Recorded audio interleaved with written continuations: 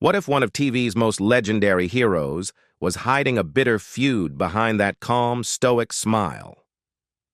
For 20 years, Gunsmoke ruled American television, and James Arness, as Marshal Matt Dillon, became a symbol of strength and honor. But behind the scenes, things were far from peaceful. Tensions simmered between Arness and one co-star, a relationship so strained that he secretly wished they'd be removed from the series. So what really happened on the set of Gunsmoke? And why did Arness come to despise his co-star so deeply? Stay tuned, because the truth is more shocking than anyone imagined. Before diving into the behind-the-scenes tension that would one day define Gunsmoke, it's worth remembering how the show became one of television's most enduring legends.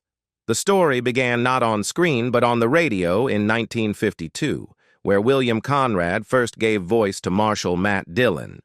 With his deep, commanding tone and perfect balance of grit and authority, Conrad captured the imagination of listeners across America. The radio series became an instant hit and set the stage for what would later become one of the longest-running dramas in TV history. When CBS decided to bring Gunsmoke to television in 1955, producers faced a challenge. They needed a new face for their lawman, someone who could visually embody the ruggedness and quiet strength that Conrad's voice had created. Though Conrad had mastered Dillon's essence on the airwaves, the network wanted a taller, more imposing figure for television.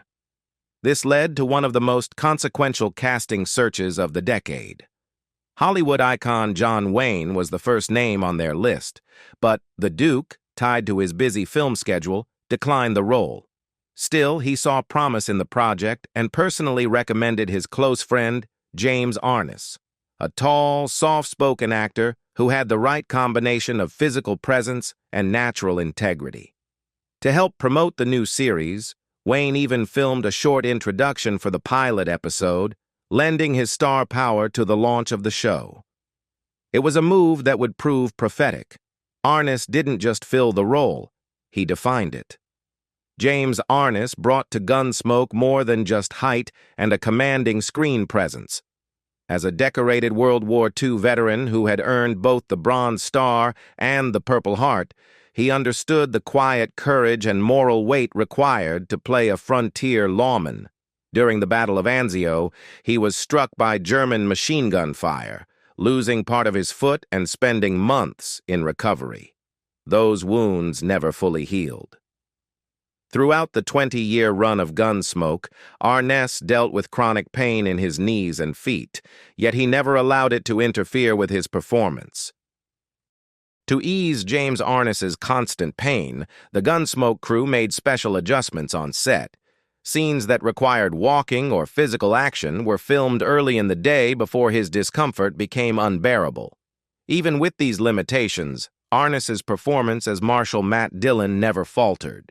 His quiet endurance and discipline mirrored the very qualities that defined his character: strength, integrity, and unwavering resolve. That perseverance through pain not only deepened his portrayal, but also revealed the man behind the badge, offering clues to the strain that would later surface in his relationships with co-stars. Gunsmoke's success relied heavily on its exceptional ensemble. Alongside Arness, Milburn Stone played the wise and cantankerous Doc Adams, Dennis Weaver portrayed the loyal Deputy Chester Goode, later succeeded by Ken Curtis as Festus Hagen, and Amanda Blake brought warmth and complexity to Miss Kitty Russell, the Long Branch saloon owner, and Dillon's subtle love interest. Blake's character underwent a significant transformation when the series moved from radio to television. In the original radio version, Kitty was openly depicted as a madam, a bold, mature role for its time. But in the more conservative television era of the 1950s, CBS executives softened her image, turning Kitty into a respected businesswoman who ran her saloon with charm and independence.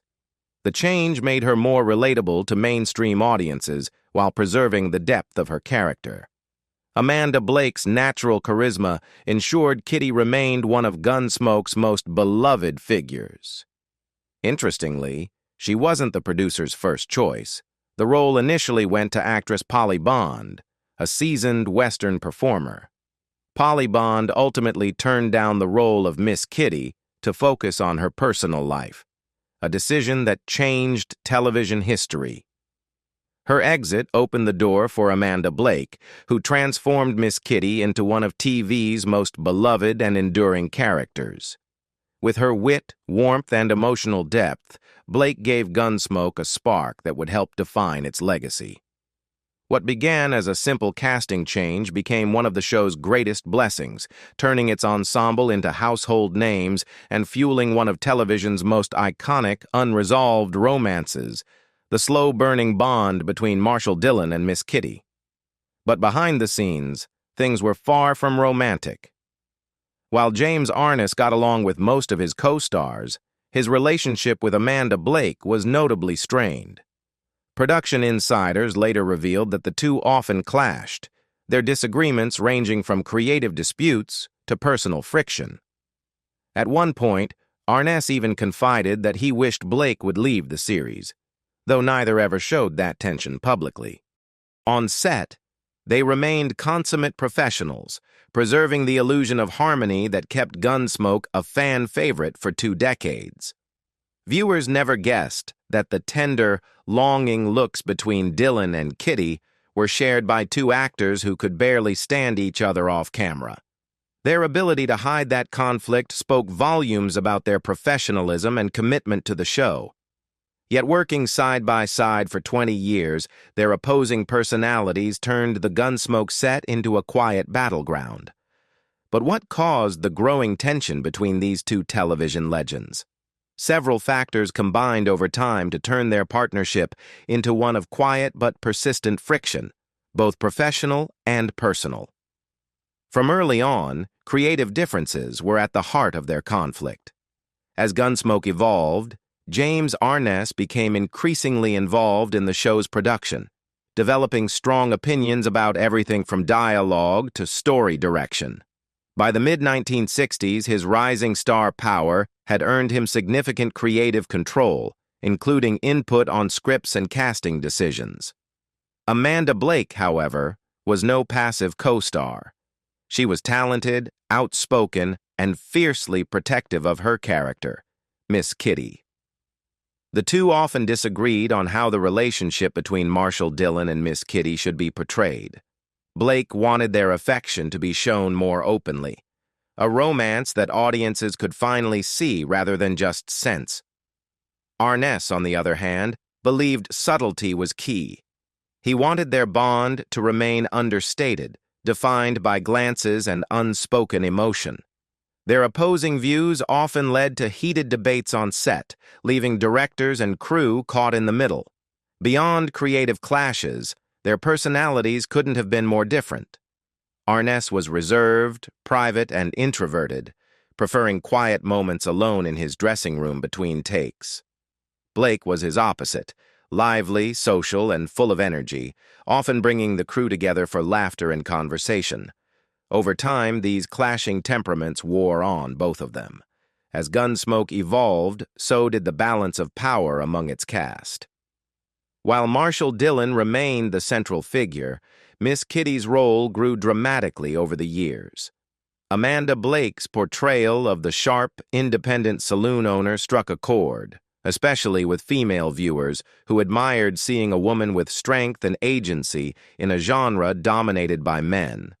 Her popularity soared, and with it came magazine features, fan mail, and widespread recognition.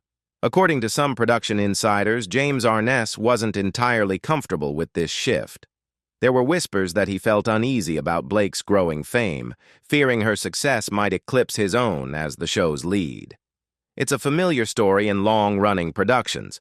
When a supporting character becomes too beloved, it can blur the lines between star and ensemble. On Gunsmoke, that dynamic quietly fueled tension behind the camera.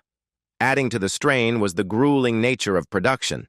At its peak, the show churned out up to 40 episodes per season, an exhausting pace even by today's standards. The long days, demanding locations, and physical stunts tested everyone's patience. For Arness, who carried lingering injuries from World War II, the toll was immense. His wartime wounds had never fully healed, leaving him with chronic pain and mobility issues that worsened with age. By the 1960s, filming required constant adjustments to accommodate his health. Action scenes were shot early in the day before his pain intensified, and schedules were often rearranged to allow him recovery time. Despite these efforts, the pain persisted, and colleagues recalled that Arness could become irritable during long or emotionally demanding shoots, particularly those involving close, romantic scenes with Blake. His stoicism about his suffering may have caused misunderstandings, deepening the distance between them. Yet through it all, both remained consummate professionals. Whatever friction existed, they never let it show. Their chemistry on screen, tender, restrained, and endlessly magnetic, became one of television's great romances. The mystery surrounding Matt and Kitty's relationship fascinated audiences for decades, precisely because it was never fully resolved. Amanda Blake stayed with Gunsmoke for 19 seasons, leaving just before the series ended. Her departure, motivated by a desire for new challenges and a quieter life in Phoenix, was written off as Miss Kitty leaving Dodge City for New Orleans. Despite the tension behind the scenes, Gunsmoke thrived for 20 years, cementing its place as one of the most successful dramas in television history. The show faced many challenges, none greater than its near cancellation in 1967, when CBS planned to end the series after 12 seasons. When the news broke, fans erupted in outrage. Thousands flooded the network with letters, phone calls, and petitions demanding that Gunsmoke stay on the air. Then came the twist that became part of TV legend. CBS chairman William Paley's wife, a devoted fan of the show, personally intervened. She convinced her husband to reverse the decision, and instead of canceling Gunsmoke, CBS axed Gilligan's Island and moved Gunsmoke to Monday nights. The decision paid off. The Western not only survived, but continued to dominate for another 8 years. This remarkable save proved just how deeply Gunsmoke had captured the American imagination, and how powerful its audience had become. Yet the show didn't rest on its success. It evolved constantly to keep pace with changing times. Originally a 30-minute black-and-white series, it soon expanded to a full hour, giving viewers a deeper look into life in Dodge City. As technology advanced, so did the show. When it transitioned to color, the windswept plains and gritty saloon scenes came alive in a new way, breathing fresh energy into its storytelling. Each shift, from format to tone, showed Gunsmoke's remarkable ability to adapt without losing what made it special. When Gunsmoke finally came to an end in 1975, it did so quietly, without a grand finale or emotional farewell.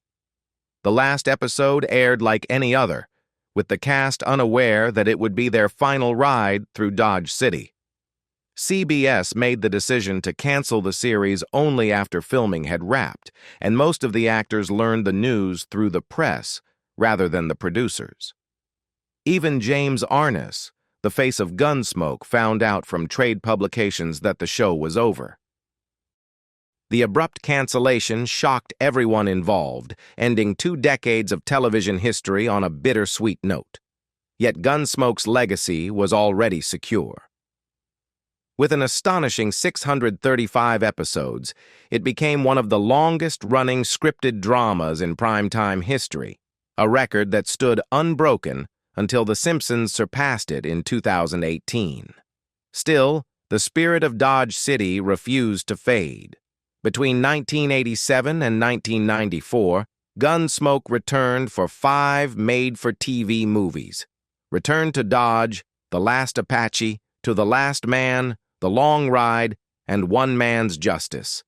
Each film reunited familiar faces and brought fans back to the dusty streets they loved. At the center of it all was James Arness, once again wearing the Marshal's badge that had defined his career.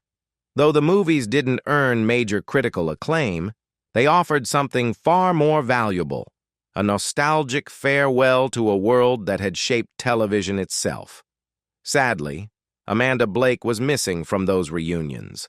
She had passed away in 1989 at just 60 years old from complications related to AIDS, a fact that became public only after her death. Fans mourned her deeply, especially those who had hoped to see Matt Dillon and Miss Kitty share one last moment together.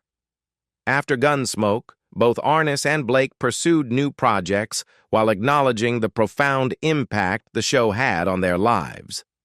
Blake continued to act and became a passionate advocate for animal welfare, founding the Arizona Animal Welfare League and dedicating her later years to conservation work.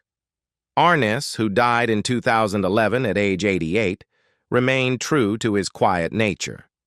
He rarely spoke of behind-the-scenes conflicts, choosing instead to let his work, and the enduring legacy of Marshal Matt Dillon, speak for him. After Gunsmoke, James Arness continued working steadily, starring in the Western series How the West Was Won and the police drama McLean's Law. Though neither matched the monumental success of his role as Marshal Dillon, they solidified his reputation as a dependable and commanding screen presence.